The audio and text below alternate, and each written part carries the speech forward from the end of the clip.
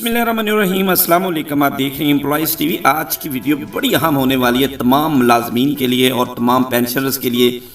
बहुत सी अहम सवालात हैं, इसमें आप इसको बिल्कुल स्किप ना करें।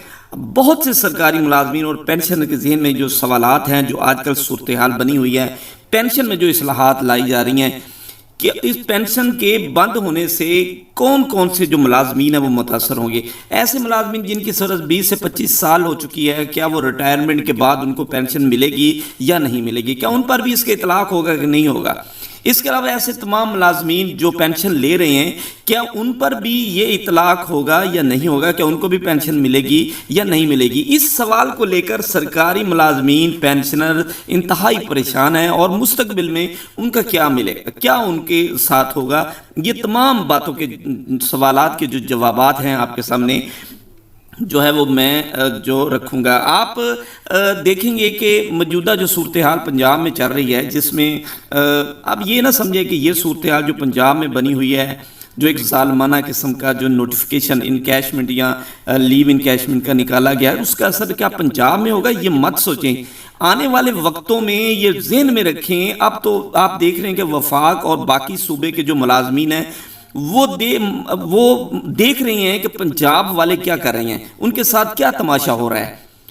वो कहते हैं कि लगेगी आग तो आएंगे तमाम जिद में, लगेगी आग तो आएंगे तमाम जद में, यहाँ पर सिर्फ अपना मकान ही थोड़ा है। यानी यहाँ पे सिर्फ अपना मकान नहीं है, जब आग लगेगी तो तमाम इसकी जद में आएंगे।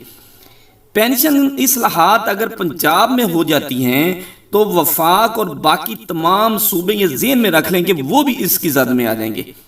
और फिर क्या होगा, फिर जो KPK में हुआ, जैसे आपने देखा कि वहाँ पे उन्होंने CPC जो है वो प्रोग्राम पूरा का पूरा लॉन्च कर दिया। नए मुलाजमीन को CPC के तहत भर्ती होगी उनकी, और जो पुराने मुलाजमीन हैं उस पर उसका इतलाक नहीं हुआ। तो इसलिए अब आपके सवालात की तरफ मैं आता हूँ। आपके दो सवालात थे इसमें जो बड़े अहम थे।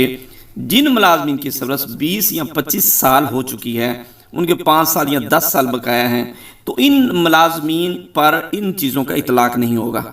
ये ज़हन में रख लें, क्योंकि 1970 रूल के तहत एक्ट में ये लिखा गया है कि जो चीज़ें नए रूल्स फ्रेम होंगे वो जो पुराने मुलाजमीन होंगे उन पर नहीं होंगे। जिस डेट से वो मतलब रूल्स बनेंगे नए, उस डेट से उसका इतला होगा। जैसे कि अभी आपके सामने लीव इनकैशमेंट का रूल बना, उसमें अमाइंडमेंट की गई, तो वो 1/6/2023 से आगे जो मुलाजमीन रिटायरमेंट पे जा रहे हैं उन पे इसका इतलाक होगा।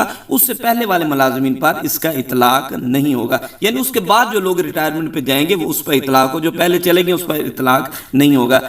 इसी तरीके से जो हम बात करते हैं कि जो अब जो असाज़ा कराम आजकल आप देख रहे हैं कि वो सड़कों पर हैं, हमारी माएँ बहनें सड़कों पर हैं और बड़ा ज़बरदस्त किस्म का एहतजाज पंजाब में चल रहा है। तो उनका बहुत बड़ा जो निजकारी का एक मसला सामने आ चुका है, तो इससे असाज़ा को कम नुकसान होगा, बल्कि वहाँ पे उनकी जैसे रूटीन में, जैसे आप वापडा देखें निजकारी उसकी हो चुकी है, लेस्को पेस्को मैपको वगैरह बन चुके हैं, लेकिन मुलाजमीन को उनके बेनिफिट वहाँ पूरे के पूरे मिलते हैं, जैसे PTCL और बहुत सारे ऐसे हैं PIA वगैरह।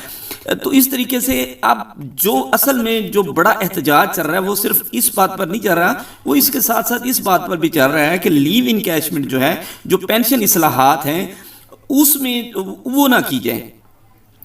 अभी आप अगर पेंशन की बात करते हैं तो लास्ट बेसिक की बजाय 36 जो माह की जो होगी बेसिक पे होगी, उसकी जो एवरेज निकाली जाएगी, उस पर आपको पेंशन मिलेगी। और इसके अलावा जो 3% कटौती जो आगे 25 साल के बाद जो बंदा रिटायरमेंट पे चला जाएगा, या 55 साल की एज रख दी गई है, तो इस लिहाज से जो है वो नुकसानात होंगे।